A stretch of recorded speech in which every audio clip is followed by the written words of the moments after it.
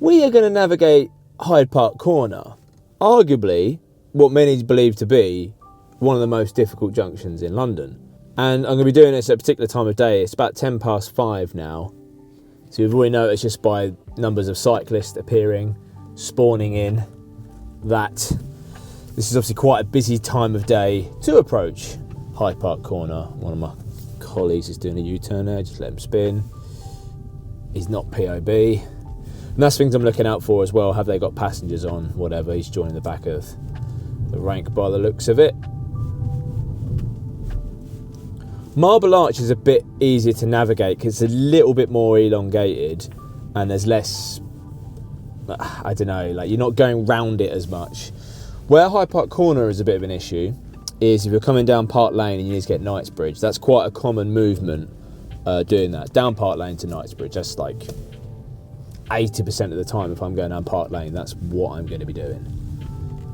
Whereas conversely, you're not going to be coming from Knightsbridge down to Grosvenor Place as much. Or you're not going to be going from Constitution Hill completely round on yourself to come Piccadilly. So I've picked this lane for now, but I know that if I'm wanting to head in the Knightsbridge direction, I need to go over in the furthest lane. If you've never driven in London before and you can maybe see it previewed on the sat-nav, my tip would be to just approach any big major junction a bit like a roundabout, in that, you know, most roundabouts, you have two lanes. The near side lane is going to be exit left or straight over. The offside lane is going to be 12 o'clock kind of onwards, you know. Already experienced a bit of traffic here. This isn't traffic on Park Lane. You might just be able to see it's the tour buses, and they just provide quite a bit of traffic in London. So something to bear in mind, summer, end of summer, autumn, when you have a lot of those tour buses around. I'm not going to change lanes because even though I could, just to make it a bit easier, it just causes a bit more chaos. Just let the traffic disperse, let it do its thing, let people come into your lanes as they want to move about. He looks like he's going into Mayfair, so he'll take that left after the bus lane, I reckon. There you go. You can sort of generally build a pattern of how people move around London, really. And I think that's the one cool thing about being a master navigator of London, is that we get to kind of shepherd the traffic in the correct directions. Obviously now, 5:10, there's going to be a lot of going home traffic, so a lot of people just hammer it down Park Lane, even though it's only 20 mile an hour now. So if you don't know your London geography, Park Lane, we're going down southbound because we're going to set ourselves up to Hyde Park Corner, probably one of the most kind of busiest, congested junctions in London. I'm already kind of in the wrong lane. As a cab driver, I'm basically, most of the time I'd be in that bus lane because obviously the traffic's going to build up quite a bit towards the bottom to use the bus lane. But if I'm going towards the Knightsbridge direction, as Knightsbridge is effectively the last exit, if we look at Hyde Park Corner as a roundabout, then being in this bus lane is probably the worst. Well, it's not a good idea because you have to cut across 4 lanes of traffic at the very bottom on Hyde Park Corner. So I'm going to get myself over now, it's getting a bit clearer. Bearing in mind I'm going 20 mile an hour, so everyone who's going past this is breaking the speed limit.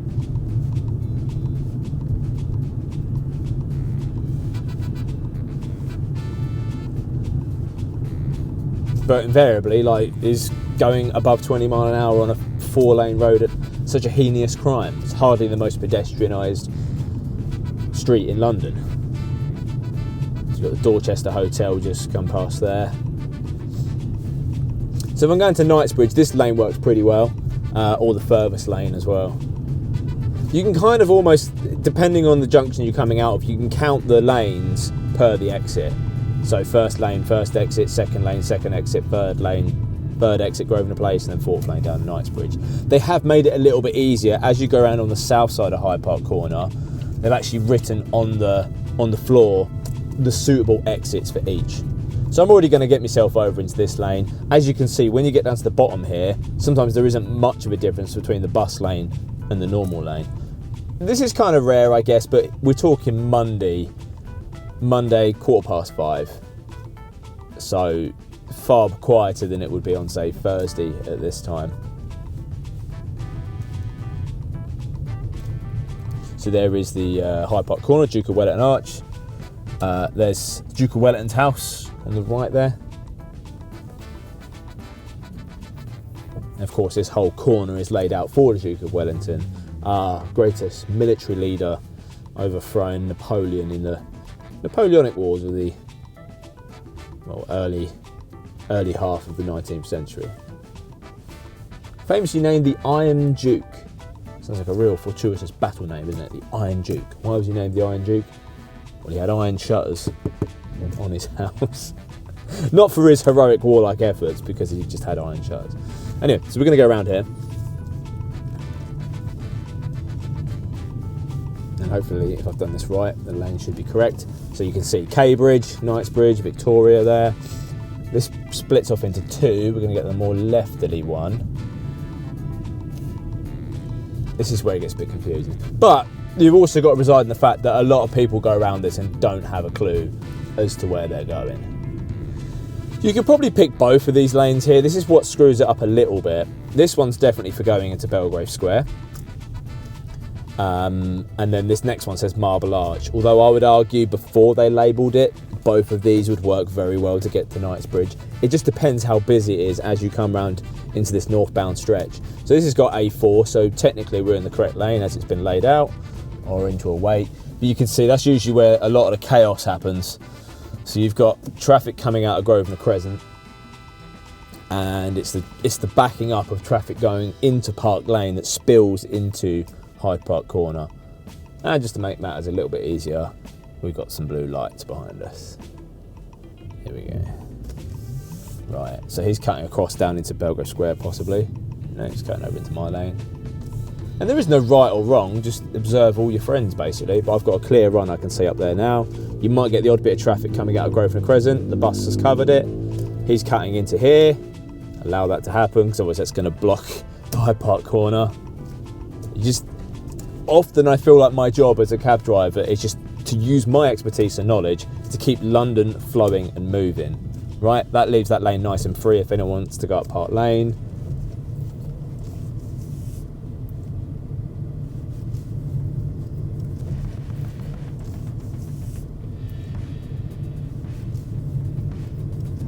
And then yeah, straight on through. We've successfully navigated Hyde Park Corner.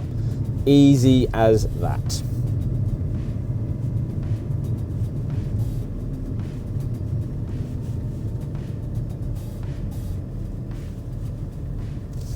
Right, blues and twos behind me. Let's pull up so we can get on by.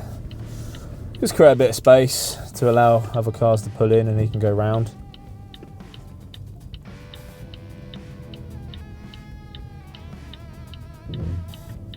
I think sometimes people make the habit when they see the blue lights, they just freeze and just stop somewhere, and that's not always conducive to, being really helpful for a big wagon like an ambulance like that. Sometimes it's better if you just go down the road a bit so you can get a better place to stop rather than just stopping dead where you are. But I get it, people panic a little bit when they're in London. There's a lot of things to pay attention to. Now I'm going to show you obviously how bad the traffic is in this Belgravia Knightsbridge area. So down there is Sloane Street, currently shut northbound because they've been redeveloping that for quite some time. And as a result, the kind of epicentre, that junction of Sloane Street and Pont Street, has just been barbaric traffic for ages. And it's made this a lot worse because that would be a suitable option to not use Brompton Road. Sometimes I will do that if I know that Brompton Road's going to be very busy, particularly around like the kind of Harrods Christmas shopping season. Lots of people are going to be going to Harrods. So I'll opt to use Pont Street, which kind of goes off the back through Belgravia, but with a lot of temporary traffic lights there at the moment for the Sloane Street redevelopment. It's generally quite awful.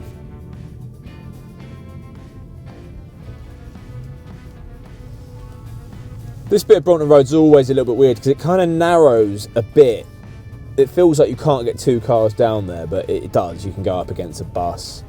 So generally, like, us cabbies will be like in this left-hand lane because we're either trying to get on the front door of Harrods or drop at Harrods. Let's see.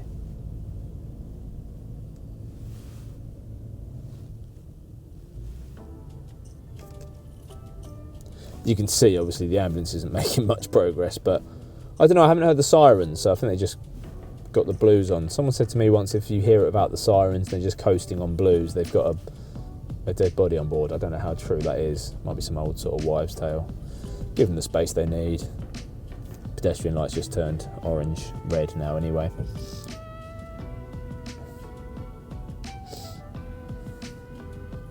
And normally this traffic on Brompton Road, like, it's quite bad now because this is the beginning of the A4. Quite an important road out of town. This is the road that runs straight out to Heathrow Airport, out west. And sometimes this is made worse during like seasonal times when there's a ice cream van that's kind of like permanently parked here. But amazingly, no one has the powers to move it on, so it creates this real fun bottleneck here on Brompton Road.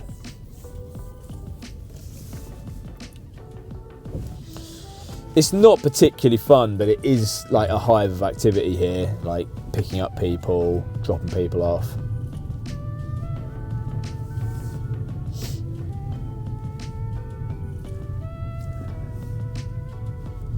And this is like one of the most elusive ranks to get on. They used to have a camera, I don't know if it still is in operation, but a camera to snap you if you was overranking on the back here. There is space on there, so if I was at work ready to work, then I could jump straight on the back there and hopefully pick up someone from Harrods. Oh no, the ambulance is going.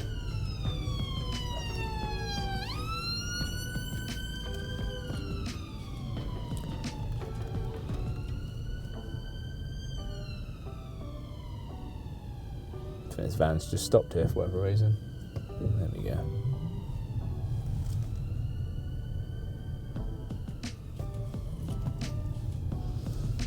Hand signals are golden. Right, we're going to go around the back of Harrods and see what a melee that is. You can tell why the London Borough of Kensington and Chelsea get kind of upset with. I don't know, it's one of those things, isn't it? Obviously Harrods is quite a popular destination, so invariably there's going to be a lot of people coming here, but it does create a lot of traffic, people getting there. This guy should be moving around. That's technically a feeder rank. So they built this little one cab rank. Astonishing, really. They put another rank here on the major Brompton Road. That's London for you. And this is the issue. There's nowhere really for the Ubers to drop off, so they just drop off in the middle of Hands Road here. And you can hear all the ensuing chaos. I don't know if you can see that. There's someone trying to pull into my wing there.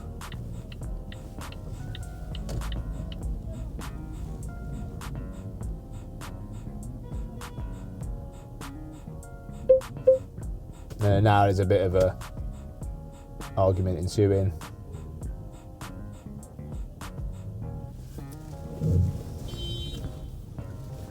All because we just didn't go a bit further down and just maybe drop, down here on this single yellow where you're out the way a bit more.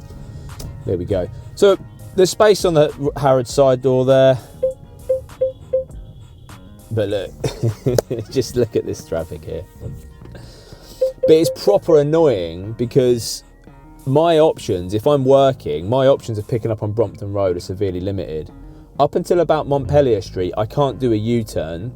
So I can't, Brompton Road's not as accessible a street for me to pick up work from, because if I'm heading westbound and I see someone on the other side, I can't bust a U-turn because there's a no U-turn sign there, so I can get a ticket just for picking someone up. And also Harrods is a big department store. Lots of people come out of there. So I really want to try get on the back. I'll let this person out. I really do want to try get on the back and try and get a job, right? But you have to deal with all this traffic to get there. And it's caused by, people parking here, which obviously they can. It's public parking, I guess. Well, permit holders only, actually. Oh, permit holders that side, pay and display on that side. Kensington and Chelsea have done a few things here on the back because I think the problem was perpetuated by us cabbies and maybe private hire drivers as well, where this back door of Harrods is quite a popular exit for people. but we would kind of overrank from all different directions. So they had to put a box junction in so we couldn't block, the junctions. They put a no right turn in if you're coming from Hands Crescent, I think it is. And then a no U-turn if you're down on, I think it's the start of Walton Street. I can't remember what the name of it is on that beginning bit there. It might still be Basil Street. Basically, narrow streets, not enough room to park, pick people up, drop people off. Popular establishment, therein lies the problem.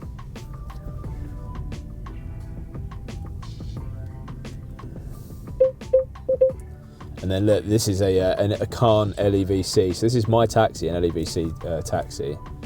I don't know if I'm going to get over here or not, but look at that. It's pretty cool, isn't it? And there's people on the box junction. It's quite difficult.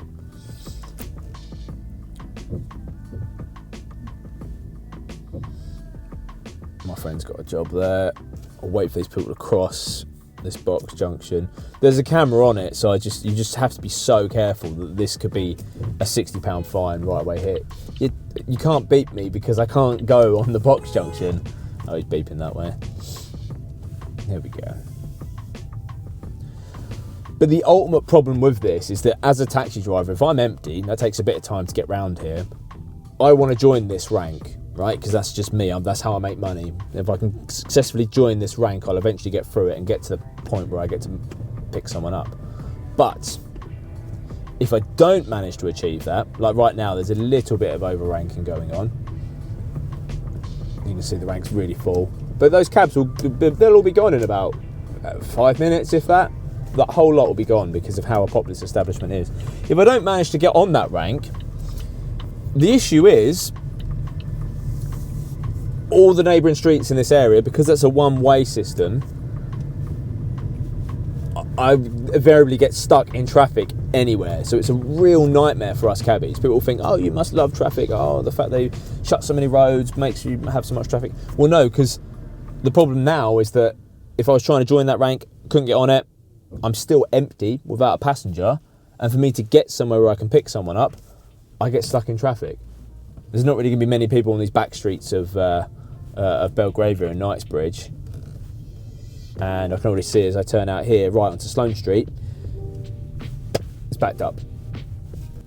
They might seem like quite insignificant minor roads that just city planners can just say, yeah, we'll just cross that one off, we don't need that.